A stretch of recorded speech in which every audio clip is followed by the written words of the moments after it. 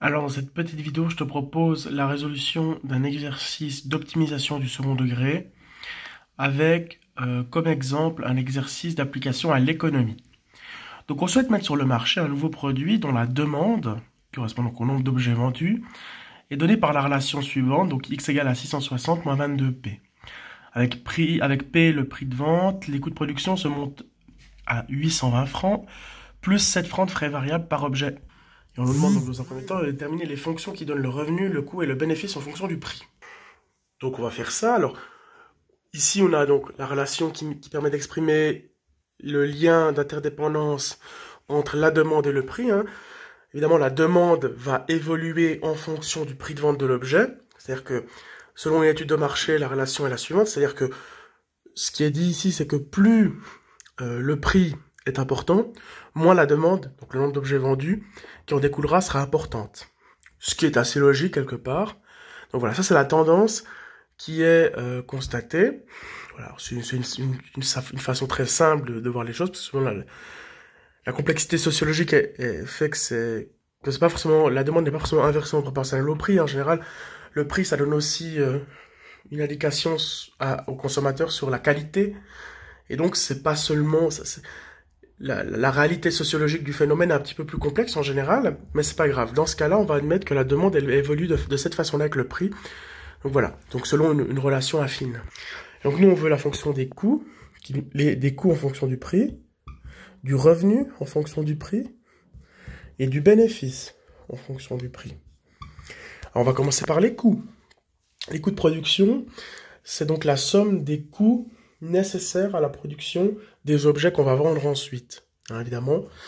Alors, ils se segmentent en deux catégories. Il y a les coûts variables et les coûts fixes. Les coûts fixes ne dépendent pas de la quantité d'objets produits. Et les coûts variables dépendent de la variable, donc c'est-à-dire du nombre d'objets que l'on va vendre. Et donc du prix également. On nous dit que les coûts fixes s'élèvent à 820 francs, c'est-à-dire que dans tous les cas, l'entreprise devra de toute façon payer 820 francs, peu importe la quantité de produits vendus. Et puis ensuite, il y a les coûts variables qui, donc, on dit que ils s'élèvent à 7 francs par article vendu. Donc, en fait, c'est 7 fois X. X, c'est la demande. Alors, là, on veut pas le coût en fonction de la demande, donc en fonction du X, on veut le coût en fonction du prix.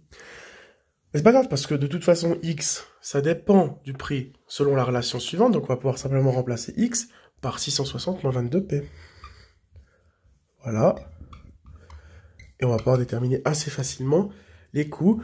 On distribue, très simplement. Donc 7 fois 660, pardon, ça nous fait 4620, donc on a 820 plus 4620. 4620, je vais y arriver. Moins 7 fois 22P, ça nous fait moins 154P.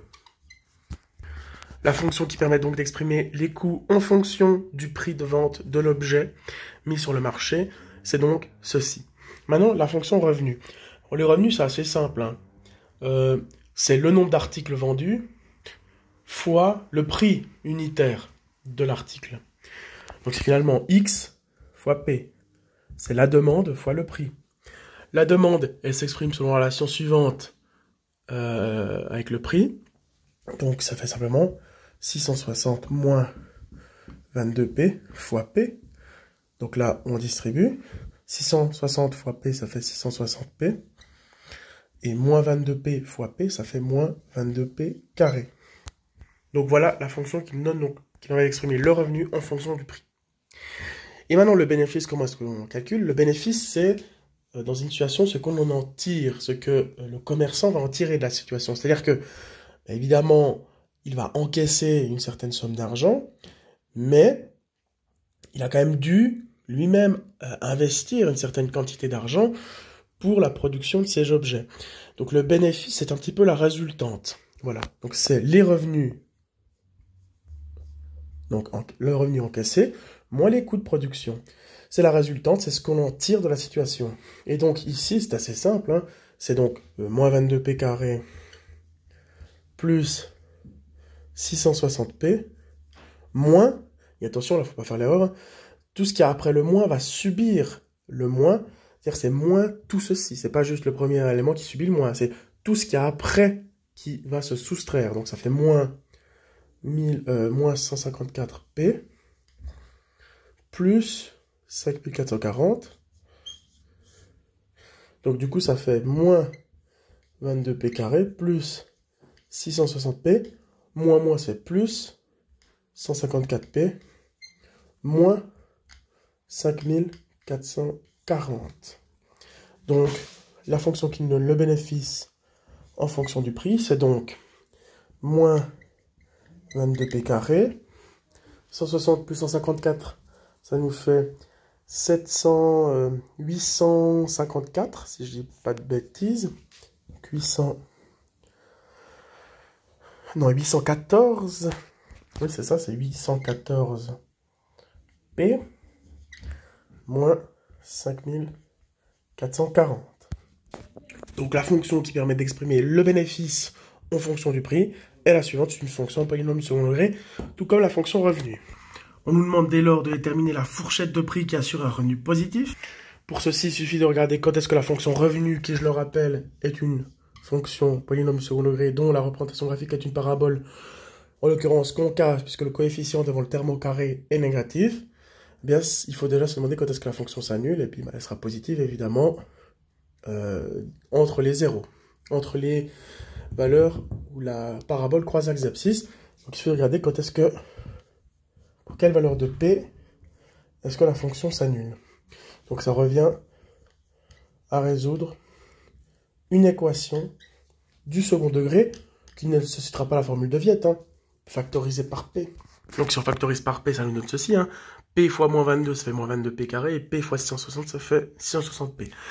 Donc il y a deux solutions, il y a p égale à 0, et il y a donc moins 22p plus 660 égale à 0. Bon, on peut résoudre ça assez facilement, Ça fait 660 qui est égal à 22p, on divise par p, donc p est égal à 660 sur 22, ça nous donne 30.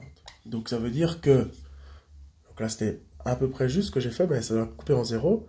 Donc entre 0 et 30 francs, eh bien le revenu est positif.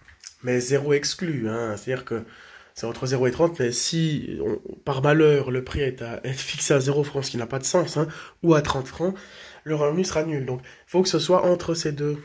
Il faut que le prix soit compris en fait dans cet intervalle. Donc P doit appartenir à l'intervalle 0 à 30, mais évidemment on exclut les valeurs des bornes. Maintenant, calculer le prix et le nombre d'objets qui maximisent le revenu. Et quel est ce revenu maximum? Et là, il suffit de revoir la situation que j'ai mise tout à l'heure, c'est-à-dire que la fonction des revenus, c'est une fonction polynomiale du second degré, donc c'est-à-dire que c'est une fonction dont la représentation graphique est une parabole concave, et nous on cherche finalement à déterminer le prix qui permet d'optimiser. Bon, c'est assez simple, c'est ce qu'il y a entre les... on se rappelle que l'abscisse du sommet, c'est moins b sur 2a, mais c'est aussi x1 plus x2 divisé par 2. Donc ici, ce serait 0 plus 30 divisé par 2, donc c'est 15. Donc c'est-à-dire que le prix qui permet d'optimiser le revenu, c'est 15 francs, le prix de l'objet. À quel nombre d'objets vendus ça correspond?